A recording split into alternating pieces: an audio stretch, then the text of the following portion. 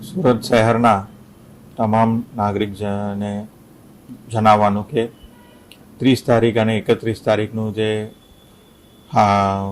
હવા જોરદાર હવા સાથેનું ભારે વરસાદની આગાહી જે આપવામાં આવેલી છે એના તકેદારીના ભાગરૂપે સુરત મહાનગરપાલિકાની ટીમ જિલ્લા કલેક્ટરશ્રી અને પોલીસ કમિશનરશ્રીના કચેરીના સંકલનથી પૂરેપૂરું તૈયારીની સ્થિતિમાં આવી ગઈ છે.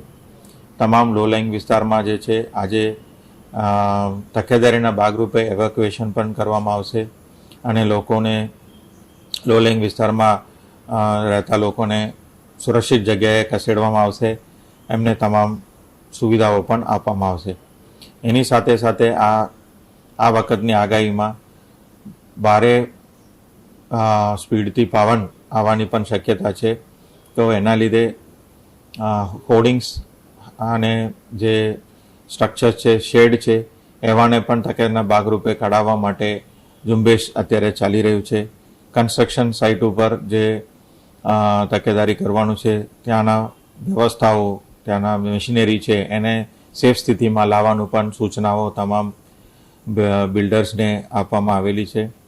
એ સિવાય હાઈ માસ્ટ જે લાઇટ્સ છે એને પણ લેવલ ડાઉન કરવા માટેનું પણ એલાયદી સૂચના આપવામાં આવેલી છે.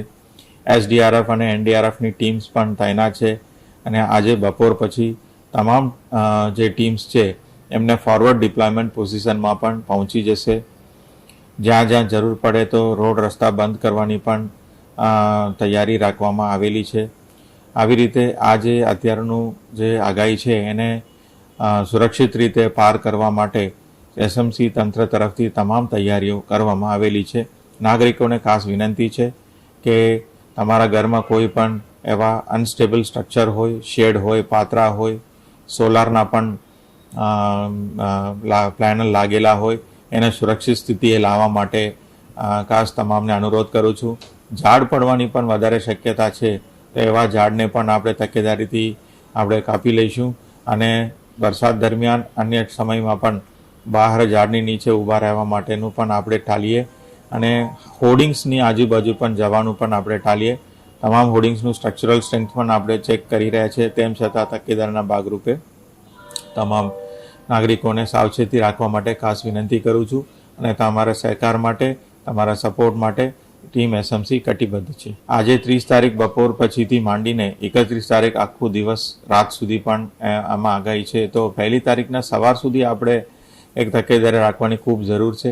અત્યારે જે ડીપ ડિપ્રેશન જે આવી રહ્યું છે બે ઓફ બેંગાલ તરફથી એ હજી સુધી આપણે બાજુમાં નજીક પહોંચ્યું નથી. એનું વલણ કેવું છે, કઈ દિશામાં આગળ વધે છે એનું પણ દર કલાકે, દર અડધા કલાકે પણ અમે મોનિટરિંગ કરી રહ્યા છીએ અને હવામાન વિભાગ સાથે અને સ્ટેટ એમરજન્સી ઓપરેશન સેન્ટર સાથે સંકલનમાં કામગીરી ચાલુ છે. એક નિમ્ન હવાનું દબાણ જે બંગાળની ખાડીમાં ઉપસ્થિત થયું હતું તે તેજ ગતિથી ગુજરાત તરફ વધી રહ્યું છે અને તેના કારણે આજે ઓરેન્જ એલર્ટ, આવતીકાલે રેડ એલર્ટ અને 1 તારીખે ફરીથી ઓરેન્જ એલર્ટની ભારે પવન સાથે વરસાદની આગાહી સુરત જિલ્લામાં કરવામાં આવી છે. તે સંદર્ભે સુરત મ્યુનિસિપલ કમિશનર દ્વારા તમામ તૈયારી કરી દેવામાં આવી છે. સાથે સાથે જિલ્લાની અંદર જિલ્લા વિકાસ અધિકારીશ્રી દ્વારા પણ તમામ તાલુકા વિકાસ અધિકારીઓને એલર્ટ કરવામાં આવ્યા છે.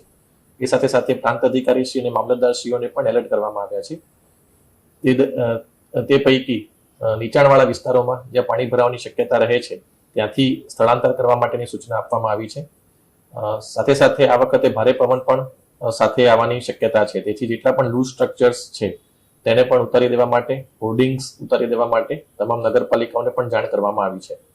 મારી ખાસ એક વિનંતી પશુપાલકોને છે કે આપના પશુઓને આપ બાંધીને રાખો છો, તેથી જ્યારે વધારે વરસાદ આવે અને પાણી ભરાય તો તેવા સમયે તેને તણાવવાની શક્યતા રહે છે. તેથી જ્યારે વધારે વરસાદ આવે અને પાણી ભરાવાની શક્યતા જણાય તો પશુઓને ખુલ્લામાં રાખો, તેમને તાર સાથે કે કોઈ પોલ સાથે બાંધો નહીં, જેથી તે પોતાની રીતે જે સુરક્ષિત જગ્યા છે તે શોધી શકે. અગત્યની જે વાત છે કે આવતીકાલે 31મીએ ખૂબ જ ભારે વરસાદની શક્યતા છે. તેથી તમામ નાગરિકોને મારી વિનંતી છે કે આપ સતત વેધર વોચ ઉપર નજર રાખતા રહો અને જે પણ IMD નો ફોરકાસ્ટ આવે છે તેને સતત જોતા રહો, જેથી જરૂરિયાત ના હોય તો તેવા સંજોગોમાં આપણે બહાર ના નીકળીએ. એટલે આપણે જે અત્યારે સમગ્ર તંત્ર દ્વારા તમામ તૈયારી કરી દેવામાં આવી છે, પરંતુ નાગરિકોને પણ મારી એ જ વિનંતી છે કે આપ પણ સચેત રહો અને સાવધાની પૂર્વક આપણે આ જે 2 દિવસ જે ભારે વરસાદની આગાહી છે તે દરમિયાન કોઈ પણ પ્રકારનો અનિચ્છનીય બનાવ ન બને તેની પણ આપણે સૌ તકેદારી રાખીએ. અત્યારે હાલ આપણે કોઈ જાહેરાત સ્કૂલ અને કોલેજ અથવા એના માટે નથી કરતા, પરંતુ આજે સાંજે જે પ્રમાણે પ્રેડિક્શન ફરીથી આવશે અને જે ફોરકાસ્ટ આવશે તે પ્રમાણે આપણે નિર્ણય કરવામાં આવશે.